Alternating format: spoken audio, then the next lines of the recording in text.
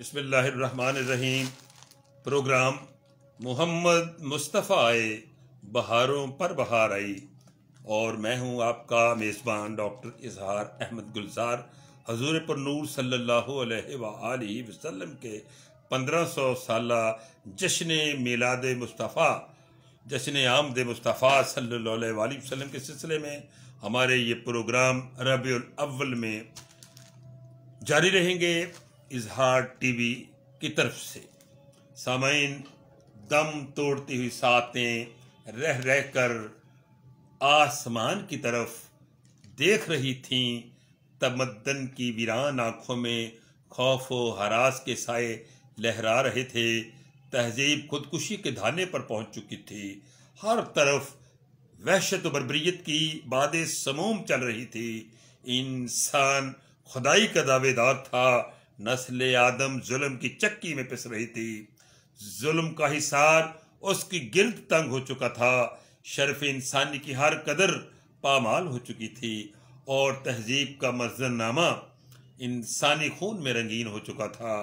لیکن رب کی رحمت جوش میں آئی اور ایک صبح سعادت طلوع ہوئی۔ کون سی صبح سعادت؟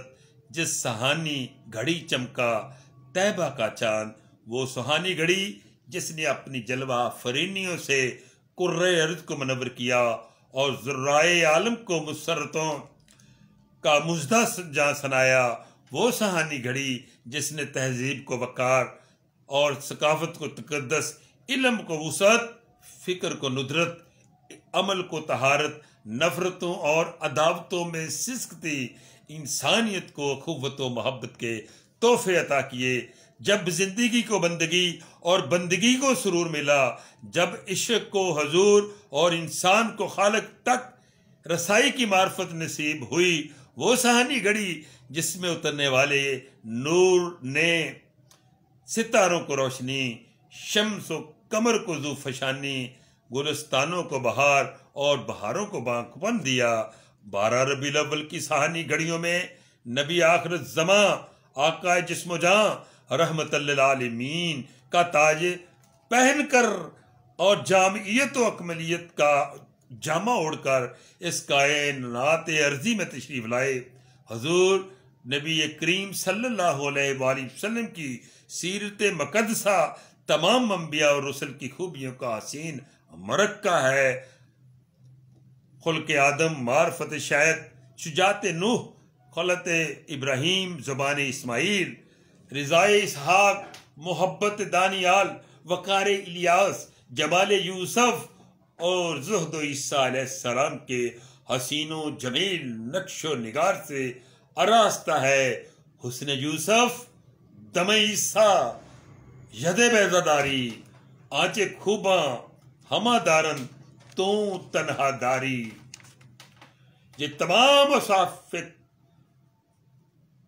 کمالیہ اور صفات عالیہ تخلیق اول کے بہترین شاہکار اور مصور کائنات کی بہترین تصویر، خالق عالم کی بہترین تخلیق، ہماری کشتی ملت کے ناخدا، فخر انسانیت، تاجدار کائنات حضرت محمد مصطفیٰ صلی اللہ علیہ وآلہ وسلم کی ذات اقدس میں بدرجہ اتم پائے جاتے ہیں۔ کائنات ارضی میں ہدایت انسانی کے لیے کم و بیش 1,24,000 انبیاء کرام مبعوث ہوئے، تشریف لائے۔ ہر نبی کو اللہ رب العزت نے خاص مقصد دے کر مبعوث فرمایا، ہر نبی نے اس مقصد کو حاصل کیا۔ حضور نبی کریم صلی اللہ علیہ وآلہ وسلم تمام انبیاء کرام کے آخر میں خاتم النبیین بن کر تشریف لائے، کیونکہ آپ صلی اللہ علیہ وآلہ وسلم کی نبوت رسالت ہمگیر، آفاقی اور ابدی نوعیت کی ہے۔ قرآن کریم میں ارشاد ہے، یعنی اللہ وہ ہے جس نے اپنے رسول کو ہدایت اور دین دے کر اس مقصد کے لیے بھیجا کہ وہ اس دین کو تمام ادیان عالم اور ان تمام ادیان باطلہ نظام ہائے فرسودہ پر غالب کر دے۔ دیگر انبیاء کرام کی بعثت کا مقصد اللہ کے دین کا ابلاغ تھا، لیکن حضور پر نور صلی اللہ علیہ وآلہ وسلم کی بعثت کا مقصد غلبہ دین کا حق ہے کہ جن کے جلوے زمانے پہ چھانے لگے، جن کی زو سے اندھیرے ٹکانے لگے۔